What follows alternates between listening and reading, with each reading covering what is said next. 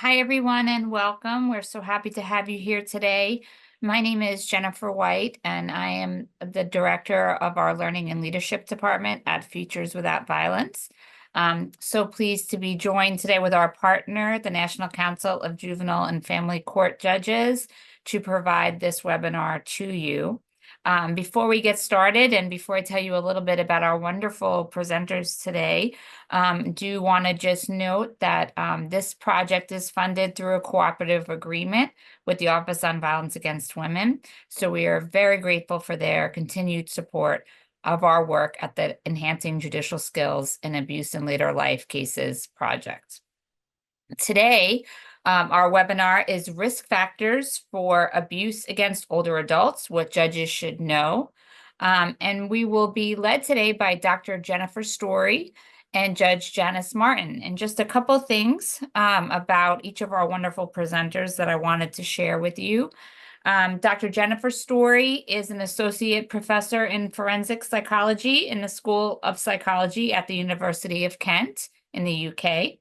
Her research focuses on the assessment and management of violence, including older adult abuse, stalking, and intimate partner violence. Judge Janice Martin is a retired judge from Kentucky, and she is a veteran faculty of our Enhancing Judicial Skills in Abuse in Later Life Cases workshop. Thank you so much to both of you for being here and leading us today. And with that, I will turn us over to Dr. Storey. Thank you. Hi, everyone. Thanks so much for coming today. I'm really excited to be talking to you about risk assessment in cases of older adult abuse or elder abuse. As Jennifer mentioned, I'm coming to you from the UK. So I've given you a little map there with a marker of where I am. I'm sort of in the southeast, just so you can kind of locate where I am. Not many people know where it is. So as Jennifer said, I'm a researcher and I'm a psychologist, and I work at the University of Kent over here. My background is in forensic psychology, which essentially means it's areas of psychology that touch on the law, right? So anything psychologically related that might be of use in a court setting, in the criminal justice setting, anything like that. And throughout my career, I've always worked with criminal justice professionals, and that's actually essentially where I started and got the idea that we actually needed a tool to assess the risk of older adult abuse. So today, what I want to cover, first, I want to talk to you about empirically based risk factors for older adult abuse, and specifically risk factors that are likely to be identifiable in a criminal justice setting, and risk factors that are going to be useful for management. Or potentially useful for setting conditions, essentially useful for change, right? Things that we can actually affect so that we can try to prevent violence going forward. Instead of listing the risk factors for you, what I'm going to do is review them and their impact on decision-making by showing you a case. So a real case and how we would go about assessing risk in a real case. And then I want to bring that sort of together and consider how we would best use this kind of research around risk assessment and risk in these cases in our practice. So when I talk about older adult abuse, it's sometimes best to sort of go over what the definition is. I tend to follow the WHO's definition of abuse, which is so abuse of older people, also known as elder abuse, is an intentional act or a failure to act. So that's where neglect can come in under the failure to act by a caregiver or another person in a relationship involving an expectation of trust that causes harm to an adult 60 years and older. So what's important in there is the two individuals need to have some kind of relationship. So we're not talking about stranger abuse. We're not talking about scams, things like that. We're talking about people who are caregivers, family members, spouses, trusted others in that person's life. And the WHO has set the cutoff at 60 years old. There's debate globally about where to put that cutoff, but they've said 60. Their definition also essentially lays out sort of 5 types of abuse that we would typically see. So physical, psychological, financial, sexual, and neglect. I'm now going to turn over to Justice Martin for a little bit to talk about why judges should learn about elder abuse. Okay, so good morning or good afternoon to everyone, depending upon your time zone. I'm Judge Martin, and I want to talk to you about why everyone, not just judges, should learn about elder abuse. 2 reasons that I want you to think about, 2 words. You need to be ready and you need to be prepared. And that is critical because there has been a tremendous shift in our population. Our older population is growing, but growing at a significantly rapid pace. So all of you are going to see an increase in older adults coming into your courtroom or into your service arena. And you clearly are going to see more elder abuse cases. So you need to be prepared. The other thing that you need to understand is that elder abuse cases are vastly underreported. So the more you as court personnel and judges learn about aging, the dynamics of aging, ageism, and older adults and elder abuse, you will develop more of a heightened awareness. Your radar will be enhanced. Your antenna will be up, so that you're in a better position to detect it when you see it. And so that's why you need to learn about elder abuse. Finally, I think that elder abuse education is critical so that we all improve our job performance.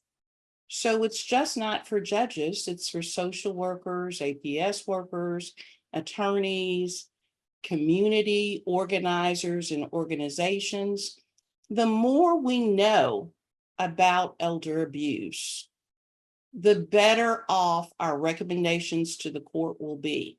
And for judges, the more you educate yourself, the more appropriate your sentences and your referrals will be to promote victim safety and perpetrator accountability.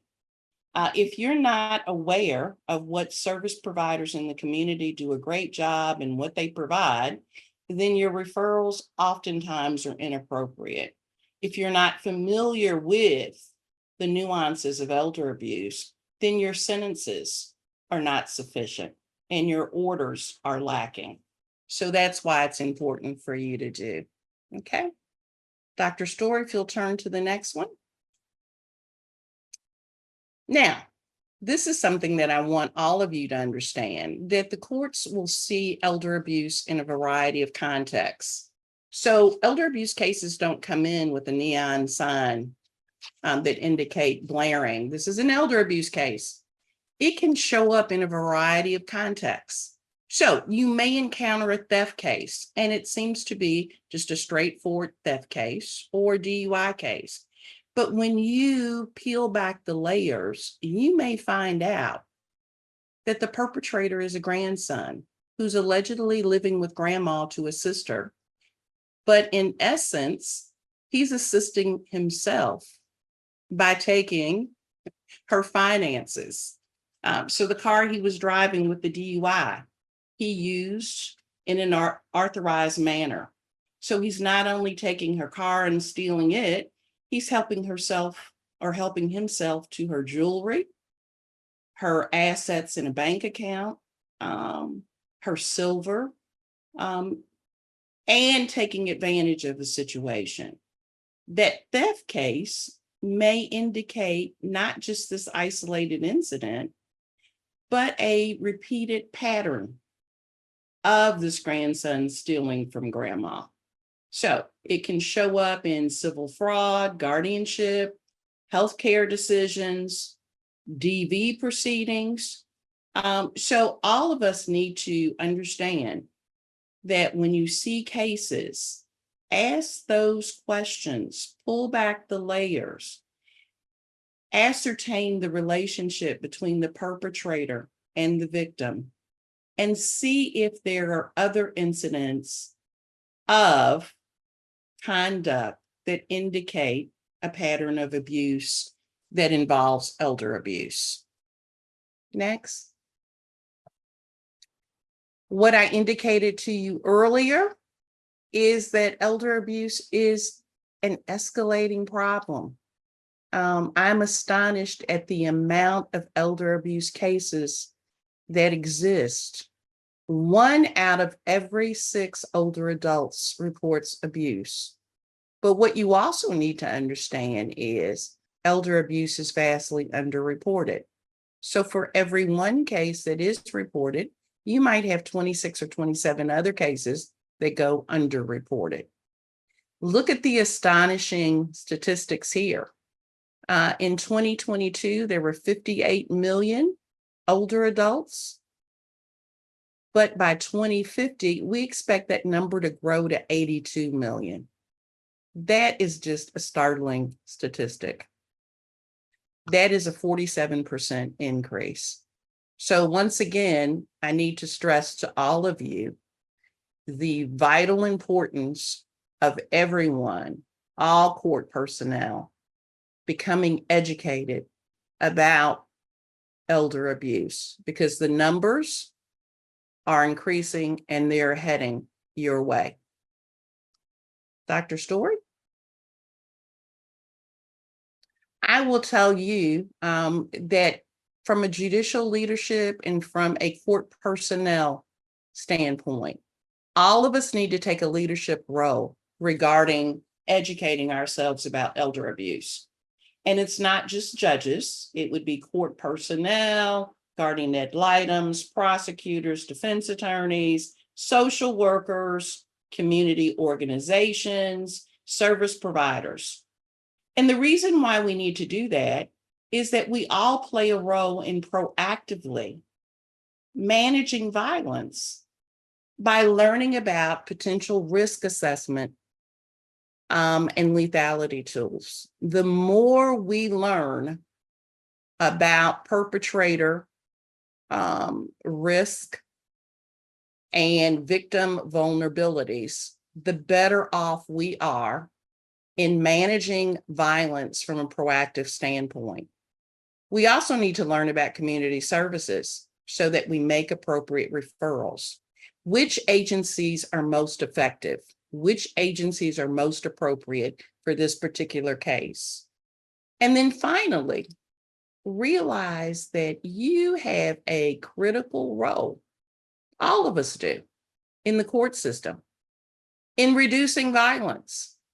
If we are adequately educated and we know and learn about risk assessment, lethality assessment, so that we can not only promote victim safety, but provide perpetrator accountability. That is the key. We play a significant role in minimizing and stopping the violence. Dr. Storey? Thank you. So although that seems that there, I think Justice Martin has pointed out the pressing need here and the concern around numbers and underreporting. The good news is there is hope for the future in terms of we do have, unfortunately, limited research in this area. If you look at elder abuse compared to intimate partner violence or elder abuse compared to child abuse, we know much less. That said, we know enough about the dynamics of abuse, right, between the victim and the perpetrator, and we know enough about risk factors and assessment that we can do proper violence risk assessment in this area. So there's hope and promise in that respect. So what we know about the dynamics, perpetrators are most often adult children and followed by that spouses. This leads to quite difficult family dynamics. So what we end up seeing often is a lack of victim engagement with the criminal justice system because they're holding different ideas that are difficult for them. So you see ambivalence sometimes. They absolutely want the abuse to end, but there's a question mark around what they want to do in order to make the abuse end. So they'll want it to stop, but they want to protect the perpetrator because they're related to them, they love them, different reasons like that. And so they won't want to necessarily push forward with the system sometimes. And we also see a lot of shame and self-blame. In a lot of these cases, an older adult is being abused by their child, their adult child. But that can feel really terrible. They can feel that, I raised this person and now this is happening to me. I must have done something wrong. How can I tell anyone? This is so embarrassing. So what we then need to do is really encourage that victim engagement with the system to try to get the reporting rate to be higher and try to keep individuals within the system. What I've seen on a study that's sort of about to come out quite soon is we looked at the dropout rate within a social work sample. So individuals, older adults who'd reported that they were being abused to a social worker and had entered the system, a third of them dropped out at some point along the path. So there was no positive resolution of the abuse. They just dropped out of the system, not to be heard of again. So not only do we have this hurdle of individuals aren't reporting enough, but once they do, we're also seeing this huge attrition from the system. So we really need to work on engagement and encouragement. And sometimes this can mean providing support for the accused.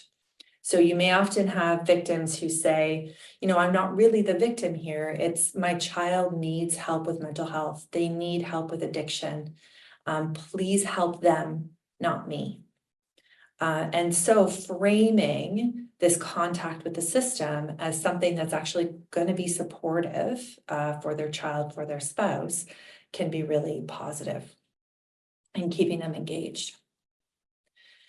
What we also know about dynamics is that something called the caregiver model is atypical. So when the field of elder abuse started out around the 80s, the predominant theory was, older adults are hard to look after, it's stressful, it's difficult. And so everyday people take on these roles and then they just get pushed to the edge. There's so much stress that they then snap and abuse the older person. And that was kind of the underlying theory of why this must be happening. There were even studies on the effect of abuse on the perpetrator, right? So how does a perpetrator of abuse feel because they've been forced to be abusive? It's not a narrative that we would really accept in other forms of abuse, right? Like intimate partner violence and things like that. And thankfully, sort of as time progressed, what we saw in the literature was this wasn't that common. I've seen a couple of cases of sort of true caregiver stress where someone's really trying to, look after an ailing spouse. But more often, what we actually see are perpetrators who are suffering from a lot of problems themselves and are then engaging in abusive behavior and sometimes other criminal behavior as well. So there's a lot of unemployment among perpetrators, substance abuse problems, mental health problems, and often a dependency on the victim. So we usually think it's the other way around. We think that it's going to be a victim who's dependent on the perpetrator and therefore stressing out that perpetrator. It's more often the reverse. It's more often that the perpetrator is dependent on the victim for housing, finances, different things like that. So in reality, elder abuse aligns a lot more with what we know about for other types of domestic abuse, right? We have perpetrators with a series of sort of life problems that are then leading them to engage or contributing to them engaging. It doesn't mitigate, it doesn't explain what they're doing, but that constellation of risk is contributing to abuse. Dr. Storey, I'm so glad that you brought that up because from a judicial perspective, you will hear caregiver stress a lot as an excuse. And I think that that's very important for all of the participants and people that are attending today to not allow caregiver stress to be an excuse for abuse. You know, when we had COVID, all of us were dealing with grandchildren and additional family members, maybe housing in place with us. That certainly would not be an excuse for you to abuse triplets under the age of 3 who are running around your house driving you crazy. So please, everyone, be aware that often caregiver stress is used as an excuse, but it is not something that we should accept. Thank you for sharing that. And I think we also need to think about, I think that theory came from a very stereotypical view of seniors and older adults. So the caregiver stress model, right? It was this idea of who they are and how they're going to present, and that they're difficult and they're a burden and all this stuff. And we really need to try to challenge those stereotypes when we look at cases and not make those assumptions. Ultimately, though, the phenomenon of elder abuse is larger than any one theory. There's no one theory that explains why all of this abuse occurs. We're still working towards that as a field if we ever get one. So the other thing that we know a good amount about is risk factors. So in 2020, I published this paper. I pulled out every single study I could possibly find on risk factors for older adult abuse, and I brought them all together. So it was about 198 studies in total. And it'll be positive for you guys to know that the majority of those studies are coming from the United States. So most of what we know is, you know, home learning for you guys, and therefore very applicable to the cases that you're going to see. So those studies, when I brought them together, they essentially brought about 4 domains of risk factors. So 4 groupings, essentially. One was the nature of abuse. So there's risk factors related to what kind of abuse is occurring, what the course of that abuse is. Risk factors related to our, alleged perpetrator. Vulnerability factors related to the victim in the case, and then also risk factors more broadly related to the community around the perpetrator and victim, or institutions that they live in. So what I ended up doing is I pulled all of those risk factors into a tool called the Harm to Older Persons Evaluation. So the hope is for actual attempted or threatened physical or serious psychological harm of an older adult, so older adult abuse, where we have an older adult as the victim who presents as vulnerable in some way. It could be due to age, it could be due to physical health, it could be due to their relationship with the perpetrator. And then we have a perpetrator who has some kind of relationship with that victim. So it wouldn't be appropriate for, let's say, people who scam older adults over the telephone. There needs to be some contact. What's really important in this context that we're talking about today is that the hope is full of dynamic risk factors. So these are risk factors that we can actually change. We can affect change in these different areas. So for example, we know that age can be related to offending. So we more often see offending in people in their 20s than we do in people in their 70s. We more often see offending in males than we do in females. But we can't change those factors, right? There's nothing that we can do to move that needle. We just have to wait for someone to get older, and we can't force change in gender, of course. So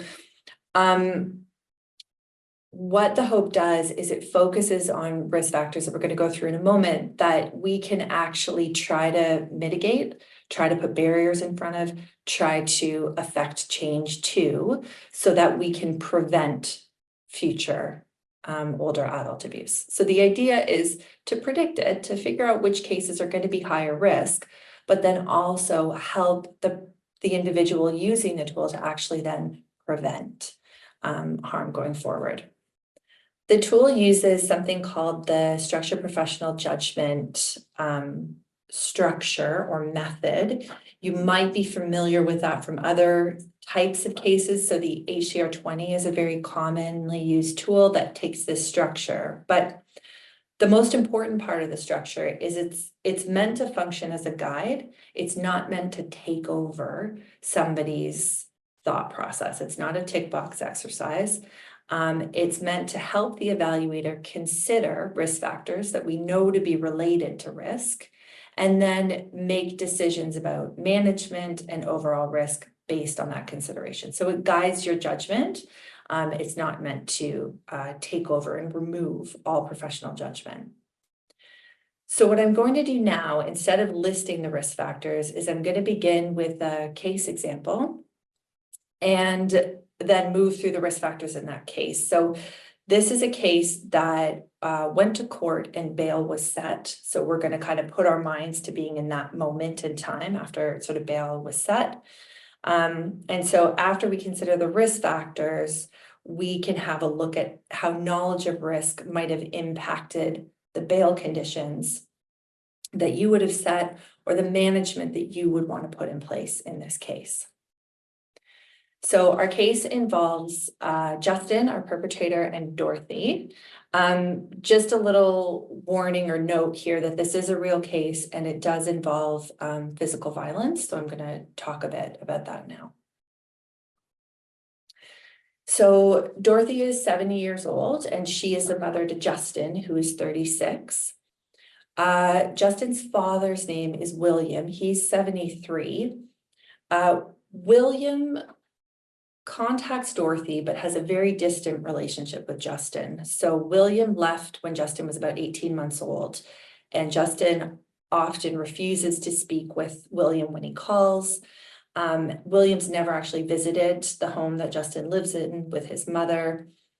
Justin did live with his father very briefly about 5 years ago, but from all reports, this didn't go very well, due primarily, they said, to Justin's drinking at the time. So our pending offense in this case, so we're going to pretend that we're in 2019 when this case was brought forward. We have Dorothy reported that she was pushed to the floor by Justin, who then repeatedly punched and kicked her and made threats to kill her. When the police arrived, they saw that Dorothy had visible bruising and she was taken to the hospital. Dorothy reported that she's fearful for his life and that she'd asked Justin to leave, but he hadn't listened to her. Justin was intoxicated at the time of the assault. He fled the scene afterwards, but was quickly located by police. He was arrested and charged with assault. When interviewed, Justin denied the assault and claimed instead that his mother may have fallen, and that's how she sustained the bruises that she had. Dorothy, although she reported to police, is no longer supportive of a prosecution of Justin, so she's pulled out of that. However, given the jurisdiction that the case was in, the DA decided, or the prosecutor decided, that they would take the case forward anyway. So the domestic abuse legislation allowed for that, so they continued despite her no longer being supportive. So what do we know about our perpetrator, Justin? So in his youth, Dorothy reports that he was violent towards her on about 12 occasions. So this was before he was an adult. She reported he would slap, punch, and spit on her. He was using marijuana at the time. He was truant from school and ultimately did not graduate from high school. Dorothy then said once he became an adult, sort of in his late teens, he sort of matured and then became lovely again, is how she described him. Justin's medical background, so he's been diagnosed with depression, anxiety, agoraphobia, and day-night reversal. So for him, he sleeps during a lot of the day and is up for a lot of the night time. His general practitioner, like his family doctor, has prescribed him medication for his various diagnoses, and he's referred him to appropriate treatment. The problem is Justin rarely attends. So he actually rarely goes to the general practitioner at all, and then hasn't really taken up the treatment either. He tends to cancel appointments, he misses medical reviews. And so in the end, Dorothy is typically the contact for him. So she's the one usually calling the doctor to get the information. On 2 occasions, Justin has overdosed on his medication. And more recently, he's reported fleeting thoughts of suicide. Justin, when asked how he manages his low mood, he said that he will isolate himself and then calm himself down to try to deal with those feelings. He has a long-standing history of binge drinking and then also potentially using aerosols. There's some information that he's been doing that recently. Dorothy says that he becomes quite violent when drinking and he will slap her when he's intoxicated.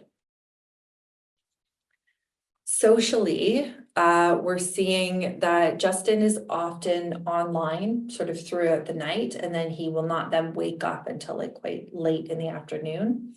He rarely leaves home, so he's reporting leaving home maybe once or twice during the week. He claims that his support comes from his mother and from his online friends. He's unemployed. On a couple occasions, on 2 occasions, he's been found unfit to work, but otherwise he is not holding a job and therefore relies entirely financially on Dorothy, his mother. The general practitioner actually described him as childlike. He said that he wasn't really able to take any responsibility for his own life, and he was presenting, not that he was mentally childlike, but that the way that he was responding to day-to-day tasks and responsibilities was childlike. Dorothy says that Justin has no respect for women, that he expects them to do all the chores and then to be punished like a man. His criminal history, he had a caution for criminal damage in 2003. So we're pretending that it's 2019 right now.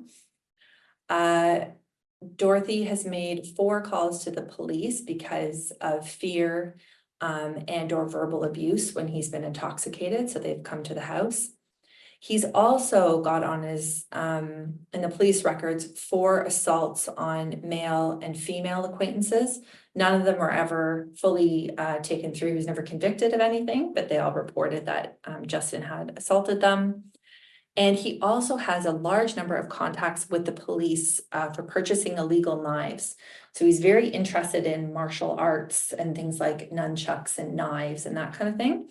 And he tends to order a lot of these weapons online and they're illegal. And so they're getting confiscated and then the police are coming and telling him to stop. And then he sort of continues to order them. Okay, Dorothy. So when asked, Dorothy describes Justin as a wonderful son who's affectionate, great company, and makes her laugh. She says that for a while now, she's been trying to protect Justin. She's been trying to give him shelter by not reporting the abuse. So she says there's actually been abuse going on for probably 5 or more years, but she didn't want to report it because she wanted to protect him. It also appears she hasn't actually even reported it informally. So no sort of family members or anything came forward to say that she'd made those reports informally either. Why? So, but for the offense that we're looking at, she said that she reported it because it was so serious. Like she was very, very scared when he assaulted her. And so she just felt it was too serious and it was too much. And that's why she called the police in this instant. Dorothy suffers from mobility issues and falls. So she's quite significantly overweight. And when she falls, Justin cannot lift her. So they usually have to call for help. She also struggles to sit up from a laying down position. So she has like a bed lever to support her. She is supported by professional care providers who come to the home, and she has a personal alarm that she can press. So that's actually how she's been contacting police, like when she did have the fall when Justin was assaulting her. She also suffers from agoraphobia, and she engages in hoarding behavior. As a result of her hoarding, their living spaces actually become quite small, like in terms of how much space they have to move around in the house. Justin says that he's a caregiver for Dorothy. However, an assessment was conducted after the arrest, and it was concluded that she doesn't actually rely on him at all. The external professionals are providing for all of her needs, and Justin isn't supporting her despite his claims. Extended family for Dorothy lives quite far away, but she's expressed now after the assault that she would actually like to move quite a bit closer to them. In terms of the sort of support and the current circumstances, so for the assault, Justin was given bail.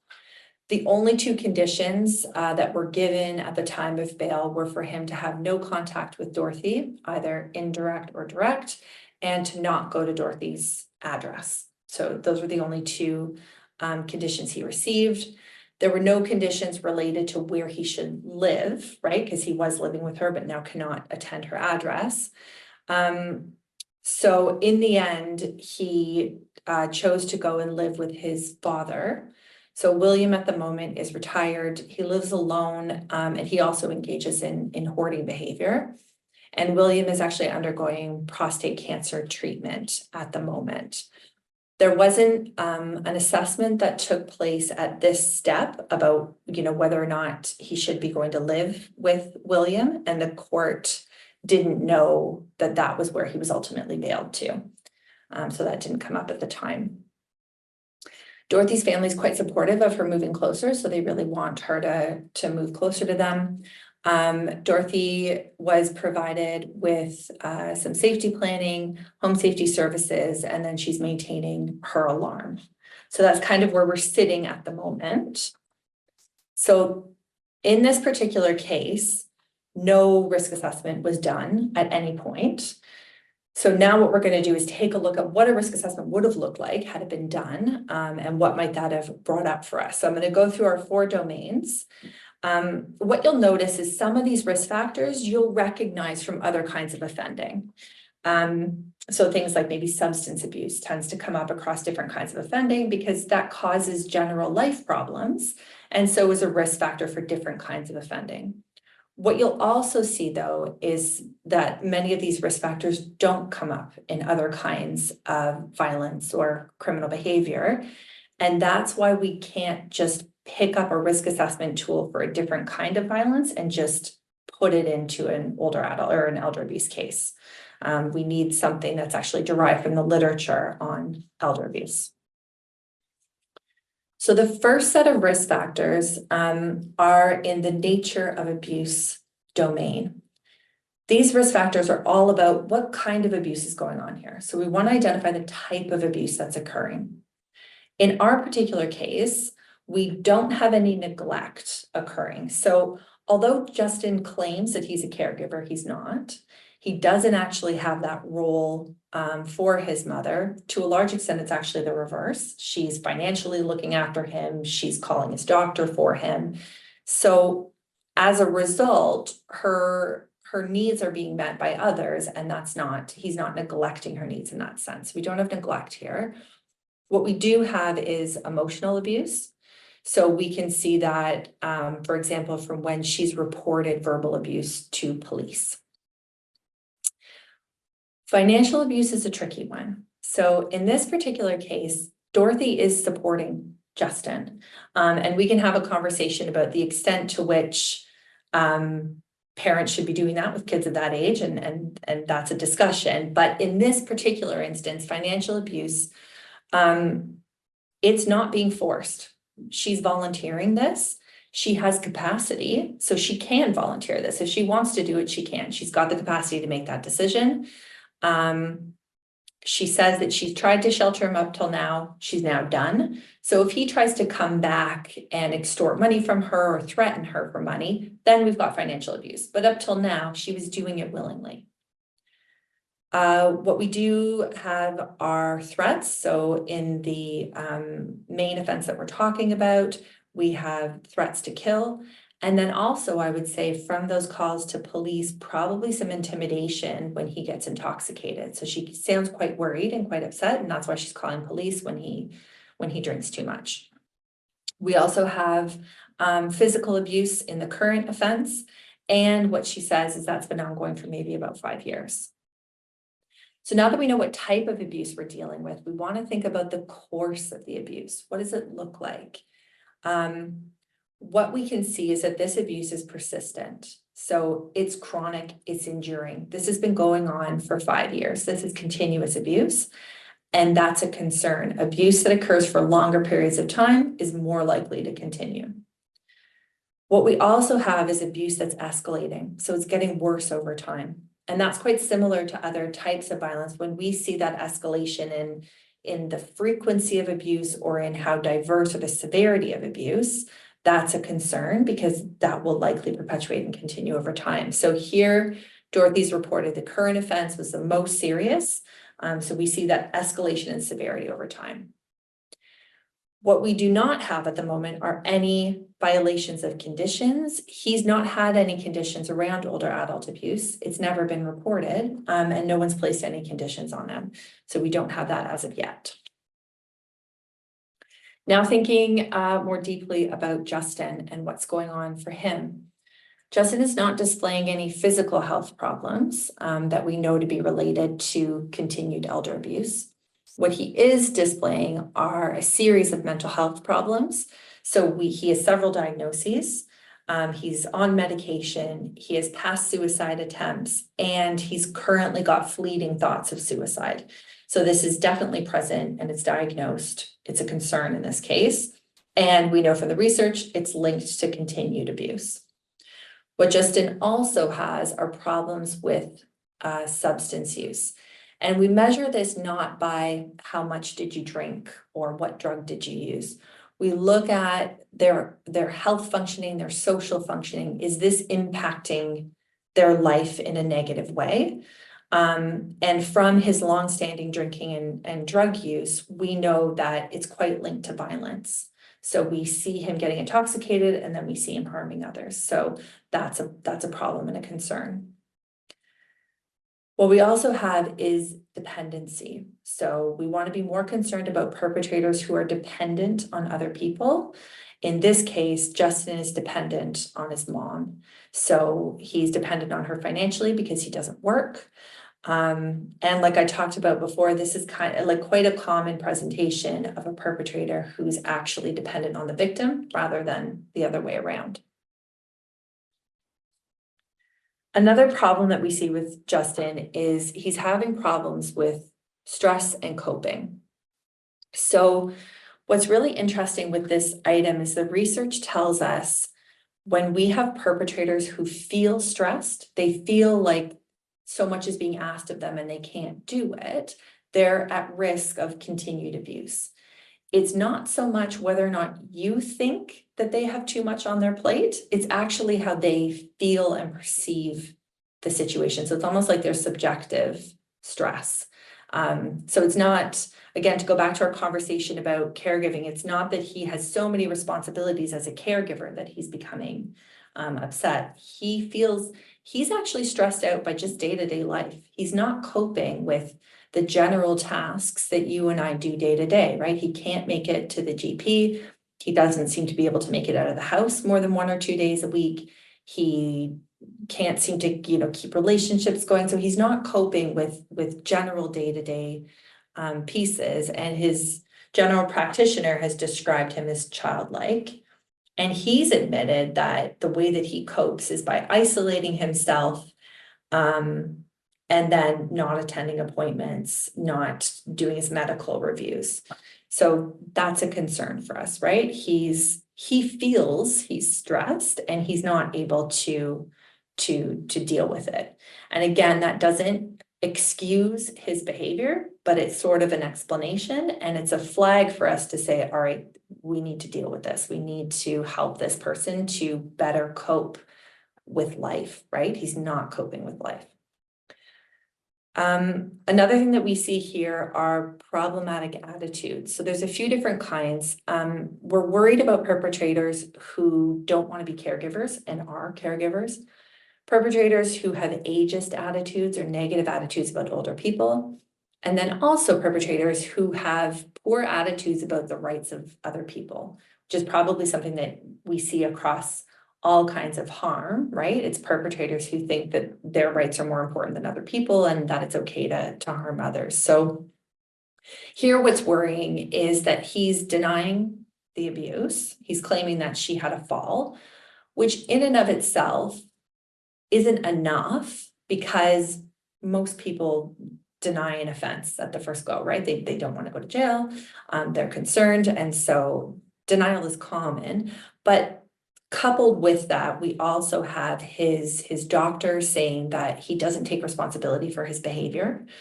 He has a history of criminal behavior and assaults on others.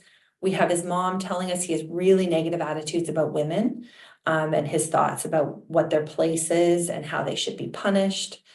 And there's no indication that he feels remorse, that he feels empathy for his mother in terms of what's happened here. So he's not showing any of those positive signs that we would want to see in his attitudes, quite the opposite, right? He's denying these things, he's not taking responsibility, and he's harming people. Justin does not have a history of victimization. In this case, we do know that that is linked to future abuse. So a history of victimization as a child or adolescent seems to be related to future perpetration. That's just not the case for him. Finally, with Justin, we're seeing problems with relationships. So what he has are problems establishing and maintaining relationships in his life. He has conflict with other people, right? All his assaults on his acquaintances. He isolates himself and really only contacts people online. He rarely leaves home. So he doesn't have any good, positive relationships in his life, except for his mom, right? So that's a big concern for us. We would want to address that. In terms of Dorothy, so the important part when we think about victim vulnerability is that this is not the victim's fault, right? Being harmed is never the victim's fault. What it is the research tells us the presence of these factors put victims more at risk. They're more vulnerable if these are present. You'll see that the names of the risk factors are the same as perpetrator risk factors, but the connections, the reasons, and the indicators that we're looking for are different in these cases. So what we have in this case is Dorothy does have physical health problems. For her, they're her mobility issues that then make her more vulnerable, right? So for instance, in the main incident, she was, pushed to the ground and then kicked and hurt. And we know she can't get up from that position, right? So it makes her more vulnerable to increased abuse. She also suffers from agoraphobia. That puts her at increased risk as well. Statistically, we know it does, but also if you think about it logically, she's afraid to leave the house. And up till now, she's been living with the perpetrator. So she doesn't have respite. She can't get away. She can't protect herself. No substance abuse problems were brought up for Dorothy, and she is not dependent on her son. So that was assessed and deemed to not be present in this case. What we are concerned about is her stress level and her coping. So she's clearly concerned. She's called police. She said she's afraid for her life. This is the most serious incident. So she's worried, and she has used her alarm in the past to call the police, but that's where it ends, right? So she's not grabbing onto help when it comes. This is sort of the first ever complete formal report that she's given. And then now she's pulling out, right? She doesn't want it to proceed to court.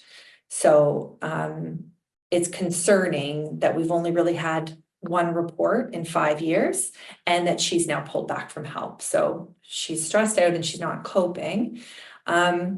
Another item that sort of falls under here is the hoarding behavior. So we know that older adults who are engaging in hoarding are more at risk of harm as well. It's a sign of not coping well. Also concerning are some of her attitudes. So we want to be worried about victims who are minimizing the abuse, who have inconsistent attitudes about the perpetrator and the risk that they pose. So here we can see Dorothy's kind of minimized the seriousness of the abuse over time.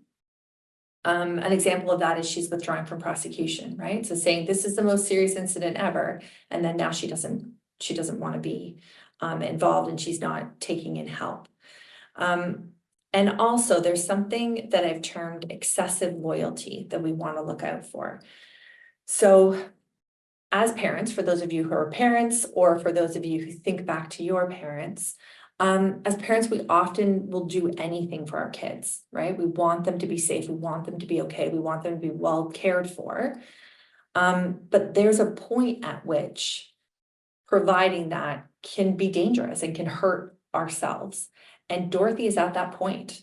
She's providing a home for him. She's providing money for him. And now it's getting really serious, and he's hurting her in an extreme way. So she's showing this excessive loyalty to him and his needs, and she's not self-protecting anymore. So that's really concerning. That's what we want to look for. A history of victimization. So one of the sad parts of many in this area is that we know that people who are victimized during their lifetime are more likely to be victimized again. So because she has a history of victimization, and in this case, it was from Justin when he was younger and she was younger, she's then more at risk again in the future. Finally, relationship problems. So here, the victim living with the perpetrator is a risk. So if they were living together again, that would be considered. But what's really concerning for me in this case is she's very socially isolated. She has very few relationships in her life. Her family's far away. She's agoraphobic. She's not leaving the house. So she doesn't have other people to reach out to. She doesn't have other people who are going to see the abuse and intervene. So there's a lot of risk in that, in her not having that social support. The final category is community and institutional responsivity factors. So what's going on around these two? Are there good supports in place? In terms of problems with availability, so in this case, we're in a strange place where I would want to know more about where the perpetrator is going to live, where the victim's going to live, to fill this out. But at the moment, we're not as concerned about it because the perpetrator has somewhere to go. So dad has offered him somewhere to live. The doctor is facilitating access to the appropriate help, so substance abuse help, mental health assistance. And again, I'd want to look into those where he's going to live more, but he does have available resources to him. Dorothy similarly has a family who wants to help, and she has local services helping her. So we're not concerned about that here. One thing that is of concern is accessibility. So can they actually get to the resources that they need? For Justin, he has agoraphobia and social anxiety. So often he just won't go. He won't go to treatment. He won't go to the doctor. So that's why that's a concern here. For Dorothy, her family is currently in another city and she's not always physically able to move. Plus she's agoraphobic. So my worry for both of them is that they're not able to get to the help that they need, like physically get there. Affordability, everything they need right now is actually free. So we're not concerned that they can't afford the help and the resources that they need. Acceptability is sort of the last flag for us. So Justin has never accepted help. He barely goes to the doctor. He hasn't gone to treatment. He hasn't engaged with any of that. I suspect that that will continue to be a problem for him. So acceptability is a concern for him in this case.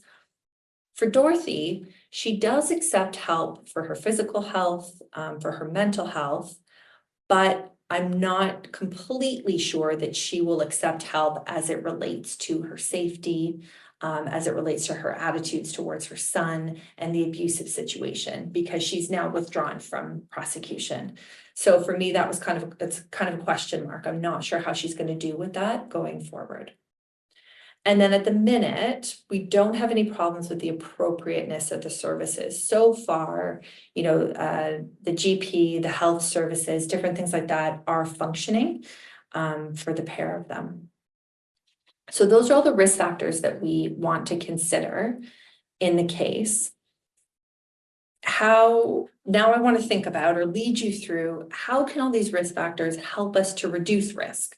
So we Okay. know that there's a whole bunch of risks now present in the case. What can we do to actually prevent the harm? How does this help us in our work, right? Like, our work is to put those barriers in place to harm. So because Dr. Storey, can I ask a question on that Yeah, of course. last slide, 28? Yep. Can you go back to that? Can you help me with this last one with the problem with the nature and quality of the resources? I had Mhm. initial concern because although Justin was seeing a general practitioner, Yes. there was no referral specifically to someone who might be able to treat the psychological problems, or he's not availing himself of that treatment. And I'm Yes. really concerned about a general practitioner prescribing medications as Mhm. opposed to someone who might have more expertise. Yes, fair.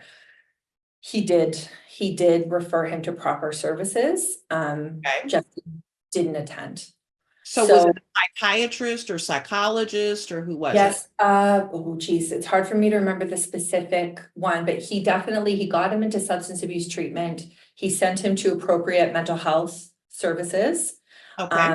And then Justin was kicked out of the substance abuse for, I can't remember exactly what it was, but he ended up disengaging very quickly from that and just missed all the medical appointments for the psychologist and the psychiatrist. Sorry, Okay. for time Well, purposes, I did reduce that, but you're right. I would be worried too if the GP wasn't referring, but he absolutely is. So for me, the problem here lies with Justin's Justin. complaints, right? All right. And that's why I put it under there. Thank you. Thanks for that. Thanks for the clarification. Okay, so the HOPE sets out 4 categories for management, 4 things that we want to think about. First is monitoring. So how should we monitor, watch the perpetrator's behavior so that if risk changes, we know about it? How do we keep an eye on this? Second is treatment. What rehabilitative strategies for the perpetrator could we impose, could we put in place in order to manage the risk that they pose? Next is supervision, and this is quite important for the criminal justice system in terms of what restrictions can we put on the perpetrator's freedom so that we can manage the risk posed. This is where things like conditions and bits like that would come in. And finally, victim safety planning. What could enhance our victims' security? What can we put in place to try to help them avoid harm? And then if harm comes their way, help them escape harm and manage it in the best way possible. When I go through and do a risk assessment, what I do is I make sure that as I go through these 4 categories, I'm covering all of the risk factors. So I go back to my risk factors and I say, all right, he's got substance abuse. Where's that going to go? Am I going to monitor, treat, and put that under supervision? Great. But I make sure that every risk factor lands under one of these categories. So for example, we'll start going through them now. And again, for time, oh, I've lost. Here we go. So if we start with monitoring, for this purpose, if anyone has any thoughts, I'd be really happy for you to pop them in the chat to describe how you would want to keep an eye on this case, how you would want to monitor the risk that Justin poses to Dorothy. And then I can go through my thoughts, maybe as some of your thoughts come in. So for me, under monitoring, given the risk factors that we have, I really wanted to keep an eye on his mental health status, his substance abuse, and his stress levels. So I really thought those were important for him to see how he was doing, keep an eye on those pieces. And for Dorothy, I wanted to know about her attitudes, how she was coping, and the degree to which she was socially isolated. So my recommendations. Excellent, Lana. that's a good one for treatment. So for monitoring, I wanted the general practitioner and then also more specific mental health services to follow up, whatever those might be. So just like Justice Martin mentioned, it's either psychiatrist, psychologist. We have different kind of mental health clinics and things here that people can go to. So regular contact with those to monitor how he's doing. I thought it would be important to have a social worker or a victim liaison to follow up with Dorothy from the angle of the abuse, and then also to use her current carers. So there's people coming in and seeing her quite often, right? Let's talk to them. Let's make sure they know what's going on and follow up with them as much as possible, right? To keep an eye on the situation, which could potentially actually be day to day, given her level of need. What I would also be interested in doing is following up with William and seeing sort of how he's doing with his son living with him now, possibly depending on what the sentence is, maybe probation could do this. Someone related to his current bail could potentially do this. And I was interested too, if anyone had any other thoughts around following up with William and if they were happy, if they wanted checks on him, if they thought that they were happy with Justin being bailed to William's house, and if they thought that we should have some check-ins on that, because at present there are none being done. So in terms of the chat, I really like Lana's telehealth Zoom suggestion for treatment. I think I would add that in there. And then also, yes, the substance abuse and mental health treatment. So we could use those both for the treatment section, and then we can also monitor Justin through those providers, right? By understanding how he's doing over time. And then if there is an imminent risk, they need to report, right? And making them aware of that. So when it comes to treatment, if anyone has any additional thoughts about treatment, please pop those in. Possibly also counseling for stress management and coping skills. Perfect, really good. And then also if anyone has thoughts about checking in on the William piece, I'd be interested in that as well, because that's something that we want to look at. In terms of treatment, I thought that there was a need for treatment around mental health, substance abuse, negative attitudes, coping skills. Like Brittany just mentioned, also trying to get him engaged with treatment. So, because he's not doing that at this point. Also something focused on decreasing his dependency on his mother and developing his relationship skills, which are quite poor at the moment. So some ideas for that are pharmacological treatment, a community treatment order to sort of mandate that he actually attends, because he's not doing that at the minute, substance use treatment, counseling for the various mental health conditions, the poor relationships and the socialization issues, and then social and employment skills training to try to build those up so he can cope with day-to-day life a bit better and then be separated from his mother. A comment here from Amaryllis. Because his father is another elder, it would seem troubling for that to be his home plan. I'd prefer stipulation to treatment or alternative housing that could help manage his attendance in mental health and substance abuse treatment. Excellent. I agree with that. In this case, I think that's a good insight. Okay, so next we have supervision. So thinking about what we have in place now. So what we have in place now is a no contact order and a no-go order with Dorothy. So my question to this audience, because I think you guys are uniquely placed to comment on this, are you happy with that? So it could just be a yes or no. Are you happy with a no contact and a no-go? And then you could further indicate, do you want something more? Do you want something different in this case? So Veronica says rehabilitation and work development for William, great, to encourage autonomy, perhaps will aid in reducing stress and trigger. Excellent. I completely agree. We want him to be autonomous, right? This is not sustainable the way that he's living with his mother. So any thoughts in terms of if you're happy with the current order? So probation might help as well, says Lana.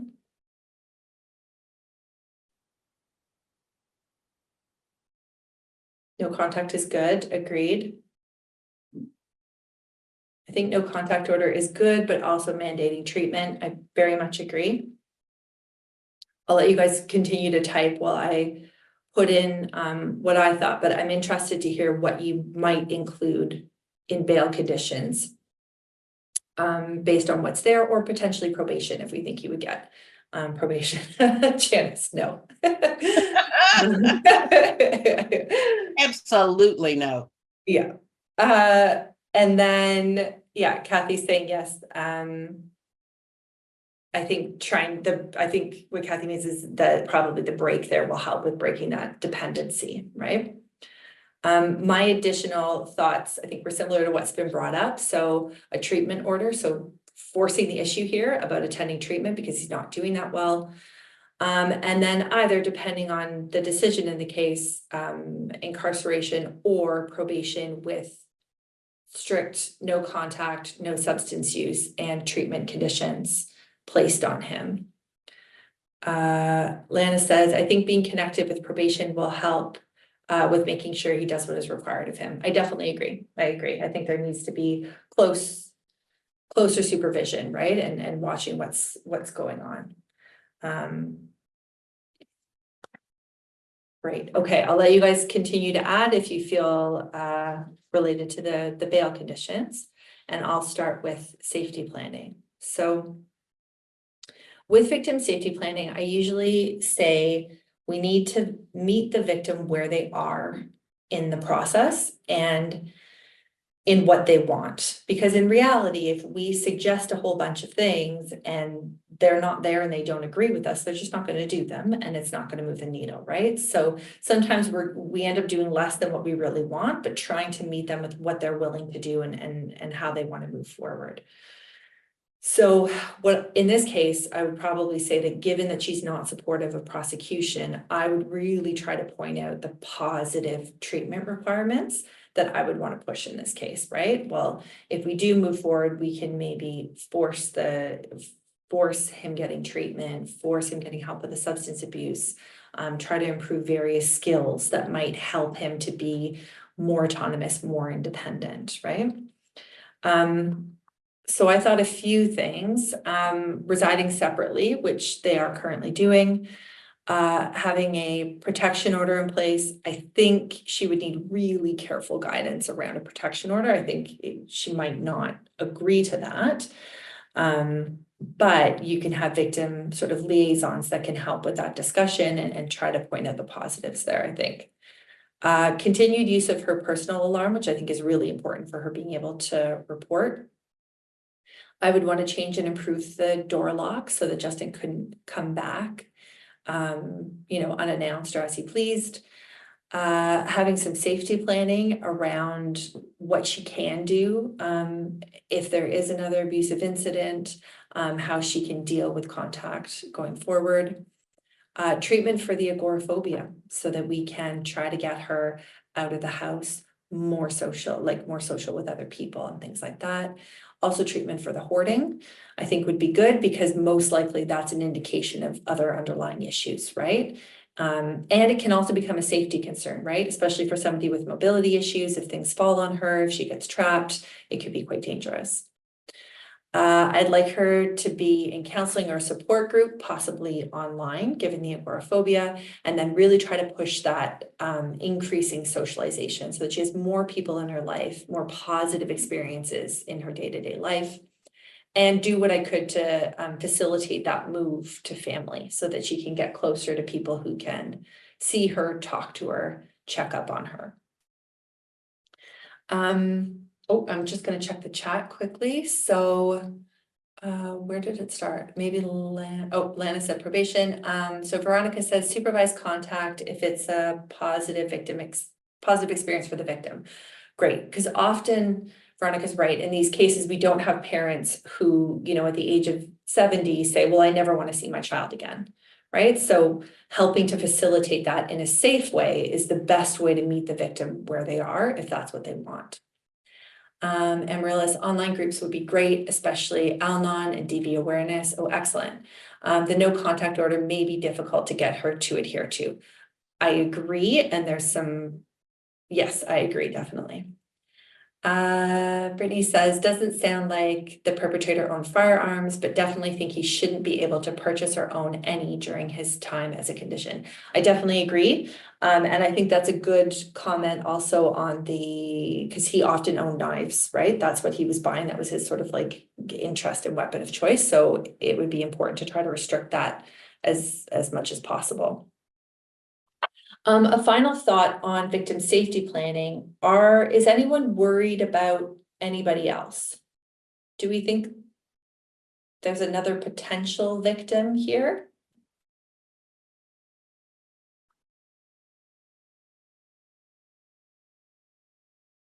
Beautiful. Okay. His father, his father, his father, his father. Excellent.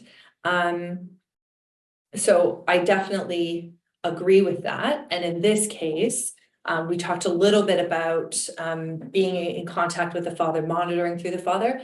I would want to add him to the safety plan as well, in as much as we can, given that he's living with Justin, right? So making sure he knows who to contact if there are problems, make sure he's aware of risks to notice, to be in contact with him and ask him about, hey, has there been escalating substance abuse by Justin? How's his mental health doing? Is he not sleeping well? Are different things happening? How do you feel? Making sure that people nearby and close to him are aware of what's going on with him as much as he's comfortable with that. And then potentially getting him help, assistance, or counseling in learning how to recognize risks and think about living with Justin if that's how this is going to continue. So great. So definitely, I love that you guys came up with that. That's really good. Okay. So now that we've identified the risk factors in this case, we've thought about how we would want to manage it based on that risk, right? So we came up with management strategies linked to all those risk factors we raised. How might this assessment help us to think about risk level? How is it going to indicate how high the risk is here? So the HOPE guides the evaluator in doing this by thinking about the risk factors across the 4 domains and the level of management that's going to be put in place, and brings the evaluator to a decision of overall risk as being low, moderate, or high. So what I want to do now is we're going to pop up a little poll for people to think about. And I want you to think about before you answer, what's the degree of effort required to stop the abuse? How much management do we need to put in place? How much effort are we putting in to make Justin stop engaging in abuse? So what is the overall level of risk here of him continuing? And a way to do that is to think about how many risk factors are present. So just as a reminder, he had 5 of the 8 nature of abuse risk factors. So there was some different kinds of victimization there, different kinds of abuse, and then it was escalating and persistent. Justin had 6 of the 8 perpetrator risk factors, and Dorothy had 6 of the 8 victim vulnerability factors. And then in terms of the resources, there are about two out of the 5 ones there for each of them that we were concerned about. So have a think about that. How much effort, what's the likelihood that this is gonna continue?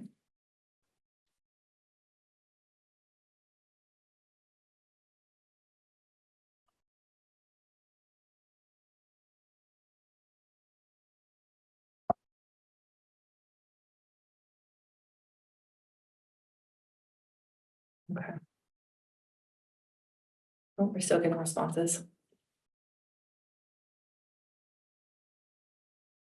While I let more people respond, I'll just add the HOPE also walks the evaluator through decisions about the risk of serious or lethal violence. So do we need to think about a really serious violent incident here? Could there be lethality?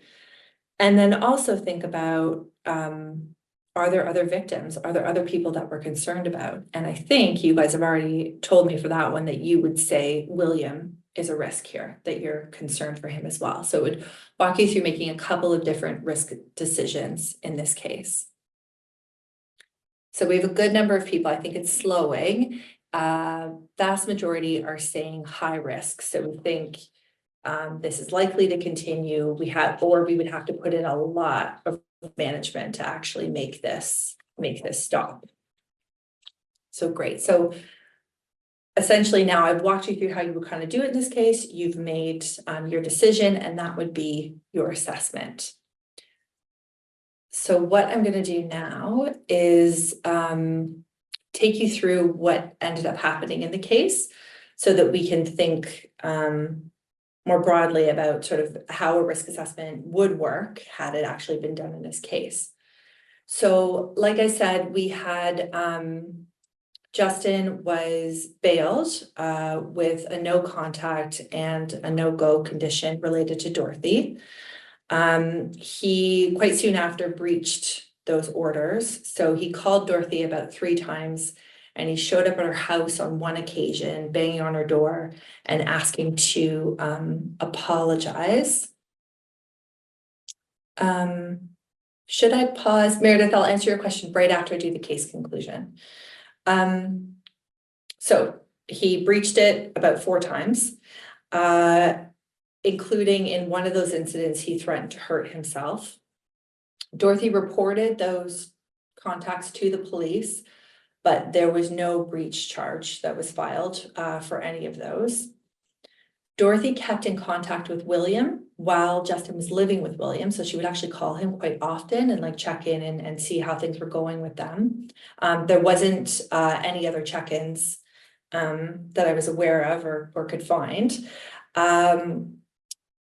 Justin continued to not engage with any sort of assistance. So he didn't engage with the voluntary assessments that he was provided. He didn't engage with the voluntary treatment. His dad reported that he was continuing to use substances, and he saw evidence of him using aerosols as well. And I think after quite a bit of contact, Dorothy eventually said that, well, when the trial is done, I'll let him come back home, right? Because I don't think William was enjoying the experience. And so she said like Justin could come back once the conditions were gone after the trial. Unlike you guys, nobody identified William as a concern. Nobody checked in on him. Nobody asked him how it was going or saw if he was like an appropriate person for his son to be living with. Unfortunately, what ended up happening is less than 2 months after the assault on Dorothy, Justin attacked his father and killed him in his home. He claimed that he did this because they had an argument and that he thought William was going to attack him. And so he attacked his father first. As far as I can tell, there's no evidence to support this claim. He used a very heavy weapon to attack his father. He hit him several times in the head. Like it was quite it was clear sort of what he meant to be doing in that situation, given the weapon that he chose and aiming at his head. And then I think if we also consider the age, his father was 73, he was in his late 30s, and his father was going through cancer treatment. It seems pretty unlikely to me that his description of the event of his father attacking him was actually accurate, given his history. So this case resulted in a domestic homicide review where they went through and kind of looked at problems and raised issues with the system. And I think that we can see, at least from our analysis, that having more knowledge of risk, more assessment of risk, and more management potentially could have been helpful in this case. So For instance, in this case, there was 2 conditions and all the voluntary treatment, right? And I think if we look at, we've only gone through, how long have we been here? Sort of just over an hour talking about this, and we walked through the case. We came up with many more risk factors together. The majority of you identified this as a high risk case, right? So you were correct in that identification. You came up with a lot of different management strategies, and you identified his father as a potential victim, which nobody else did in this case. So I think there's a good argument for increased knowledge in these cases. Increased risk assessment in these cases can potentially help us to avoid some of these outcomes, because they become more clear when we've thought about it and gone through risk. So Meredith's question now is, who is effectuating this on a day-to-day basis? The court may be able to include some or all of this in an order, but who is facilitating the assistance, especially where the key family members in their lives are the victim and perpetrator? Meredith, do you mean the risk assessment itself, like who's conducting that, or do you mean who's carrying out the different management strategies? I'll let you maybe respond to that while I go, oh, who's carrying out management? Excellent. So a point that I wasn't able to go through so much with time is that usually when I create a management plan, I would then go through and identify who should be addressing the different pieces of my plan. So like Lana says, a good amount of it could be probation, right? And then some of it, I would say, well, this could be like for the victim pieces, like this could be the victim liaison, this could be a social worker, this could be another individual who's involved with her, this could be a family member. For the monitoring, I identified GP and different other health professionals to check in. And what I would want to do, and what I've seen people do, is they fill in the hope, and then when, let's say, health professionals don't want to share information because they think they can't, they bring the hope to those professionals and they say, look at this, like, look at this risk. And then the health professionals open the door and it works out and they can work together and communicate more, because when there is a risk, you are able to communicate between different professionals. So I would say a good management plan, I think, Meredith, as you're alluding to, would require indicating who should be putting in place each of the management strategies. And then you'd also want to have a communication plan, which could be coordinated, like Lana said, by, let's say, probation, if they're involved, or another group. Let me know if that didn't answer the question, Meredith, and I can try to give more detail. So the last bit here is just thinking about how you specifically can use information on elder abuse, information on risk. How can it be most helpful to you, right? Getting down to brass tacks and the most applicable we can make this information. I think one way is just risk factor awareness, just being aware of what these are can be helpful. So the case that we just looked at sets out how this can be helpful in identifying a really wide array of risk factors that were actually present in this case, right? There was a large number of them.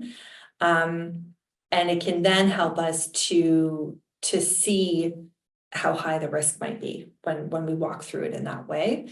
What I've included here, and then what was also emailed out to you, is a list of all of those risk factors. Because there's a lot of them. The good news is we know all of this from the research literature, so it's positive that we know all of these, but there are a lot. So it's a lot to keep in your head at all times, but potentially using this as a way to keep these risk factors in mind so that when they pop up, you can say, oh yeah, I remember, you know, this is identified as being linked to increased abuse. So just being aware of the risk factors, I think, is important. And then the second thing I think is important is being able to then link those risk factors to conditions or to management, to solutions, if you think about it that way. So this case showed how knowing risk factors can help us to identify management strategies that are linked to risk, right? So we were able to identify the kinds of treatment that he needed, how much intervention he needed. We were able to indicate that that treatment had to be mandated because it wasn't going to go otherwise. So we identified a bunch of things that they didn't necessarily do in this case. And it helped you guys to see William as a victim as well, right? So identifying risk for more people. And then also hopefully help you to identify elder abuse in diverse cases.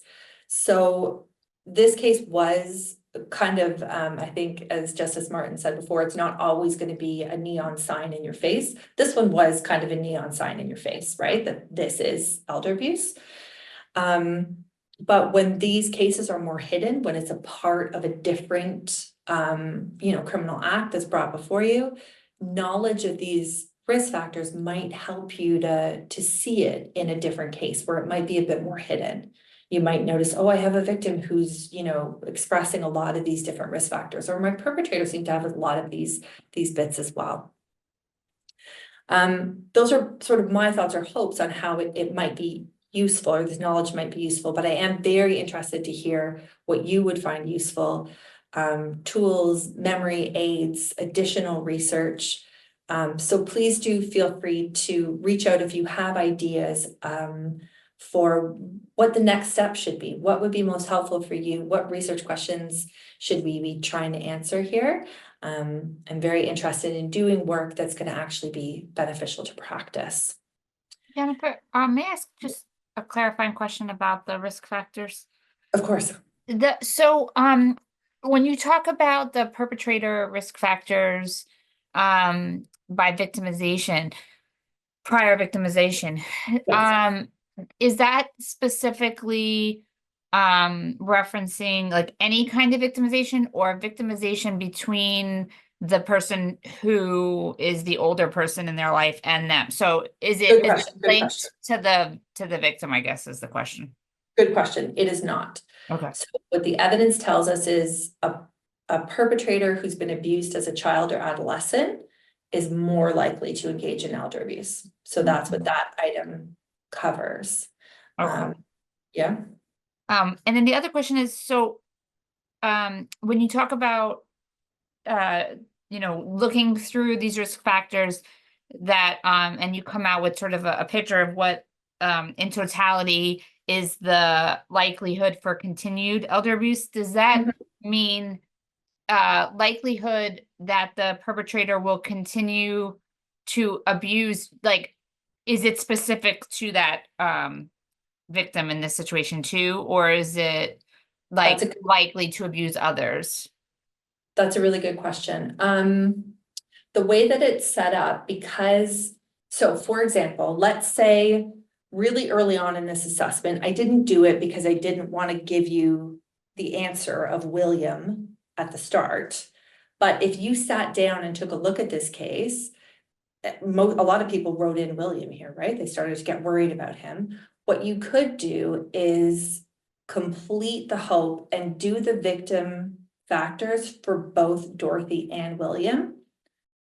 And then it would be relevant. The overall risk would apply to both of them, if that makes sense. I think here, the other way that we sort of did it here, because I didn't push or mention some of the William stuff in the beginning.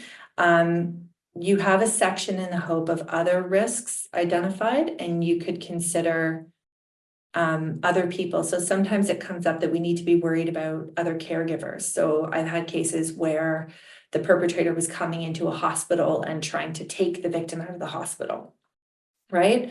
And was kind of blowing past all the workers in the hospital and could potentially cause harm to them as well. And so in that case, you would consider them under other risks and consider sort of what the level of risk is to them as well. So it can be done both ways. And Dr. Storey, in this case, it could be obviously a concern for the home health people who were helping the grandmother or the mother, I'm sorry, Yes, because you have professional help there. Yeah, that's a great point. And I think if he had what happened with William not occurred, and he was coming back home, Right. those would be people that I would want to have a safety talk with before that happened, right? Because he's obviously posing a risk. To be fair, I didn't have that in here, and I think I was probably biased by the fact that I knew what the outcome Right. was. I knew he wasn't Right. coming back. Right. But I think that's a great point. I would definitely want to manage that risk. Right. And he potentially is a danger to just others in general because he had a previous history of just assaulting people generally. Yeah, exactly. And that may have only stopped because he was so isolated by the end. He was Right. basically in the house and had no social contacts, which was making him more of a risk to Dorothy, Right. but was potentially what reduced some of that assaultive behavior towards other people in his life. His agoraphobia probably protected other people at that point. Yeah, and then put Dorothy at risk. So it was a bad situation. Okay, I will go to the last slide then and turn it back over to Justice Martin. Okay, so you promoted me to a justice. Actually, it's judge, but that's fine. No, that's okay. That's okay. No worries. So the judge's role in risk assessment. So I just don't want to say it's the judge's role. I would say court personnel in general. So we have a lot of different disciplines who are attending this webinar this afternoon, and I'm glad because all of us have to take responsibility in a role in utilizing all the information we have about a case to make appropriate decisions. So I was about to jump out of my seat when Dr. Storey was asking earlier, what other conditions would you impose? My mind was jumping toward a lot of things. Like as a judge, I would have imposed no weapons, no alcohol, no drugs. This is at the initial release on the bail hearing. Random alcohol drug testing, alcohol drug treatment, no assaultive behavior, no new offenses. I would probably consider HIP a home incarceration kind of program so I could monitor him, where it would be GPS monitoring. I would maybe even consider a sober link device to make sure that he's blowing into that daily to make sure I can assess whether or not he's compliant with my order of no alcohol, because he really has already demonstrated to me that he's non-compliant. The general practitioner had referred him to treatment and he wasn't going, and he wasn't seeing the therapist. So I already know he has probably a predisposition to non-compliance. All right. So as we look on this slide, we indicate that judges are required to assess at several stages. My attitude is that judges are required to assess at every stage. And all of you who are on this webinar should get into this habit of assessing at every stage, whether it's at arraignment, whether it's at a bond hearing, a probable cause hearing, a motion to reduce bail, a pretrial motion, any kind of motion that comes before you. My attitude is I'm always thinking about assessing the risk level, because at any of those hearings, a victim advocate may share with me additional information. I may get additional information from a pretrial officer. A police officer may supplement the initial police report, which gives me more information. I may uncover through an NCIC report additional criminal history in another jurisdiction that I was initially unaware of. So I am always thinking at every stage, at any stage, I should be assessing risks. Okay.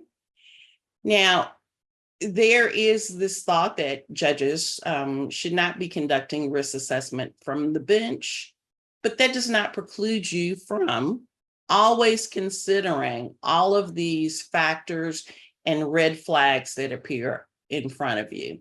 And what we want you to try to understand is assessing risk assessments from the bench may be difficult because of the volume, your case volume on your docket. It's practically impossible for you to do that when maybe you have 300 cases in a felony misdemeanor docket and you're going through those pretty quickly, or on an arraignment docket. More importantly, there are individuals who probably have more expertise and knowledge. Say, for instance, an actual therapist or victim advocate that has more information initially about the case, who can provide you with a more thorough risk assessment. Now, this does not mean that if you as a judge have received adequate education and you're familiar and you are actually receiving instruction on the risk assessment tool, that you can't consider that. But we're saying from a practical standpoint, it would be difficult for you to do in light of your case docket and load. Okay. The other thing that we want to share with you is ultimately the buck stops with you, correct, as a judge. So you really do make the decisions based upon the totality of circumstances. When I say totality of circumstances, I want you to look at the entire picture. I want you to consider what is in the record, that prior record, not just necessarily convictions, but what about prior incidents? What about police runs? What about police calls? What about medical records, if you have access to those, to consider the severity of the injury as it relates to the victim, as to whether or not the violence is increasing. I want you to consider whether there are not just guns, but weapons, because in this case, he had a propensity to be in love with knives, right? So you have to consider, does he have bow and arrows? Does he have, is he fascinated with hammers?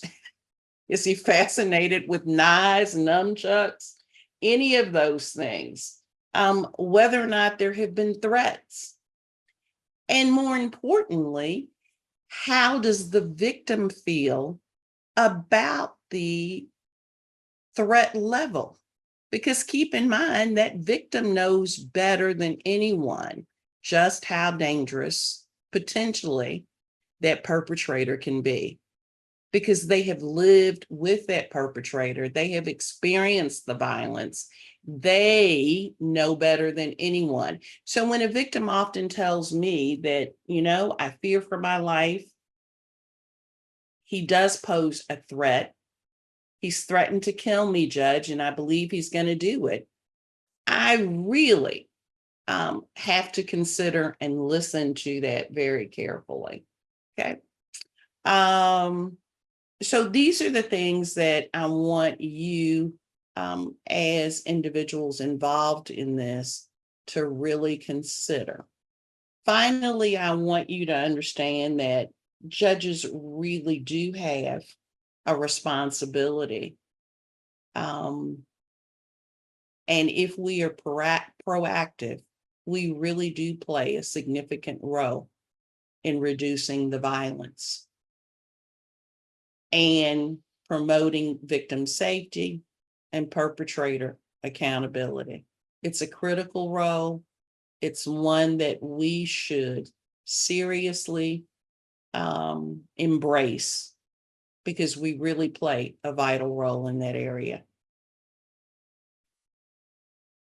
Dr. Storey?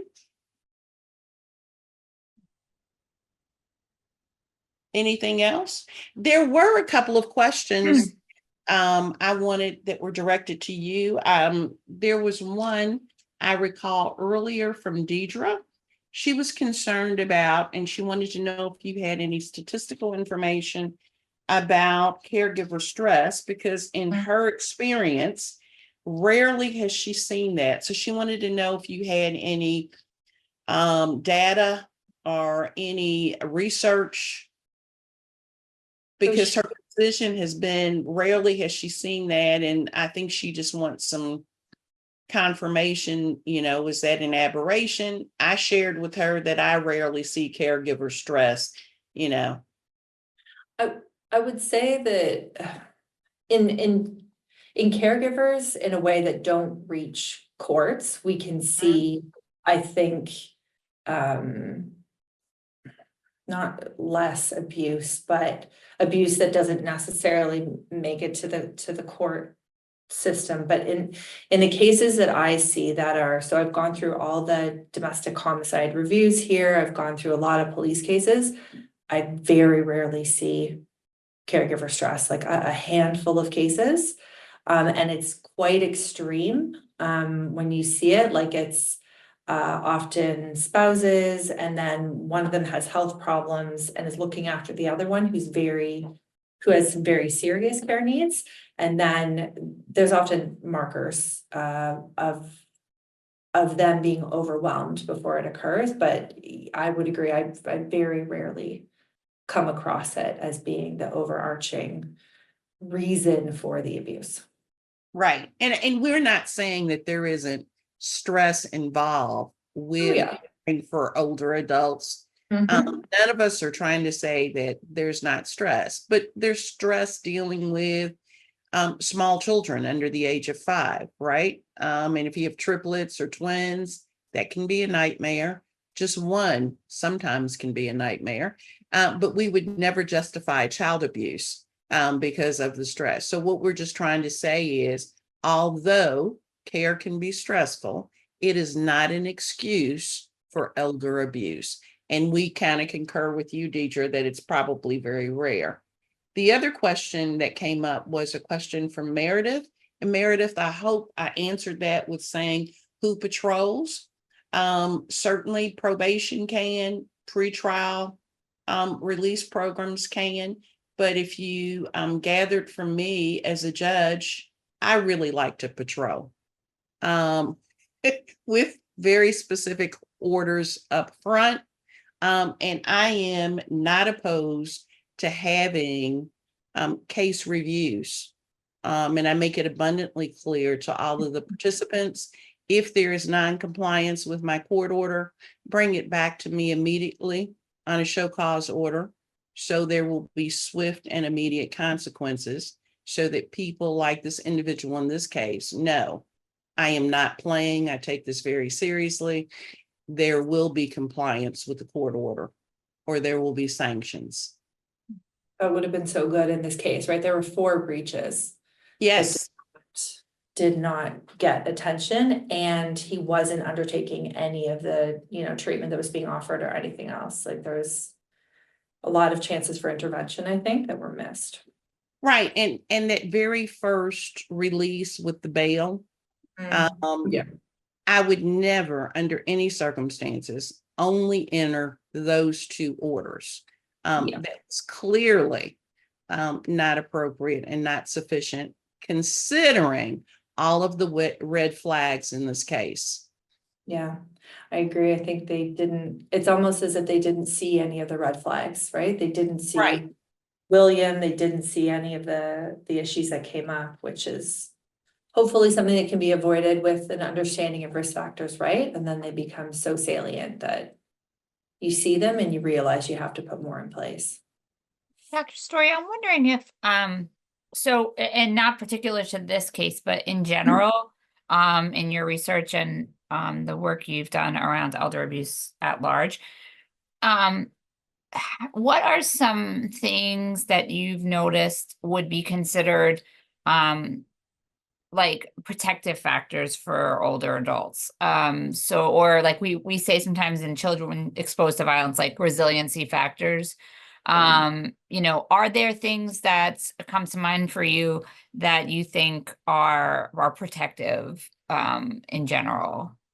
So the answer to that is I wish there was more research, and there isn't. So I'm undertaking with one of my students right now a literature review to go over all of the studies, and there's a handful, right? So for risk, we have like 200 studies. For protective, there's maybe 20. And they're not even focused on protective factors. It's just they found something almost by accident within the study. And some of the ones that are coming up are the reverse of risk factors. So we see things like social support and, social contact as being protective, but isolation and lack of support is a risk factor. So it's kind of just the reverse. So yeah, the difficult thing is we don't know enough at the minute about what is protective. So my hope is through this literature review to go through, check, find anything that we can possibly find, and then potentially add that to the hope as like an addendum of protective factors that you can consider alongside the risk. And then hopefully if somebody doesn't have the protective factors, it gives you something to encourage, right? It gives you a strengths-based approach to look at risk and to look at management and just to heighten those factors in that person's life. But yeah, I'd say at the moment, we don't know enough. Great. If there are other questions from folks, please feel free to put in the chat. We have a couple minutes left if anybody has additional questions. So I have a funny story to share. At family reunions, I always encourage family members, love your children, but when they turn 21, collect the keys and change your locks. And that will ensure some safety. In addition, I always tease the family and say, I have this philosophy that I tell my two children. I have my attorney on speed dial. I change my will frequently. So watch your behavior. And I know I'm joking and I'm saying that with family members, but oftentimes you will be surprised at the number of older adults with safety planning. We forget to tell them it's okay to change the locks. If you're having difficulty with someone with drug and substance abuse, for your safety, you might need to change the locks. That needs to be a part of your safety planning. It does. Yeah, or giving someone permission to protect themselves first, right? So stop engaging in that really excessive loyalty to the point where they're putting themselves at risk, right? It's okay, you're still a good parent, right? Right. You have to protect yourself. If something happens to you, you can't protect them anymore. You have to look at yourself. And I think that's a point that you cannot underestimate, that excessive loyalty, that we love our children. We always want to protect them. We always want to be there for them. We want to do everything we can for them.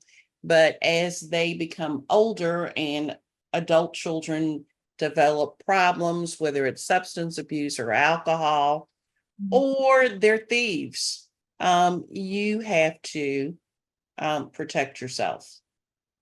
You can still love them, but you need to protect yourself. So I'm not seeing any questions in the chat. So if either of you have any final thoughts that you want to share, we can give these folks back 10 minutes of their day. No, I think just to say, I really appreciated doing this. I really liked it. I was impressed with the comments in the chat. So I appreciate people joining in and thinking about the risk level. And then it was really heartening to see how many people recognize that William could be at risk. Like I thought that was extremely positive. And that I really do mean it when I say, please stay in contact. Please ask me research questions, ask me about things that we could do, tell me about things that we could do better in practice. I really like to guide my research based on what people need and what has an application in practice. So that's my piece. Dr. Storey, I would say this was a pretty advanced group. I was also impressed with the responses and the questions. So thank you all for being very engaged and being very thoughtful in your responses.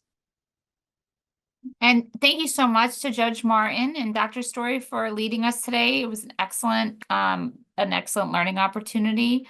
And we love to continue to hear from you. So thank you so much for being here with us. And thank you also to our partners at NCJ-FCJ for helping to support the program today.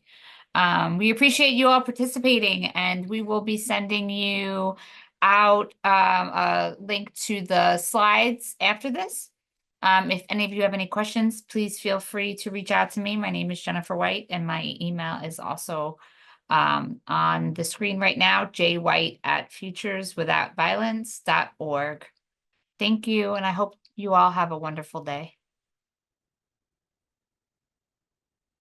Thank you all. Thank you.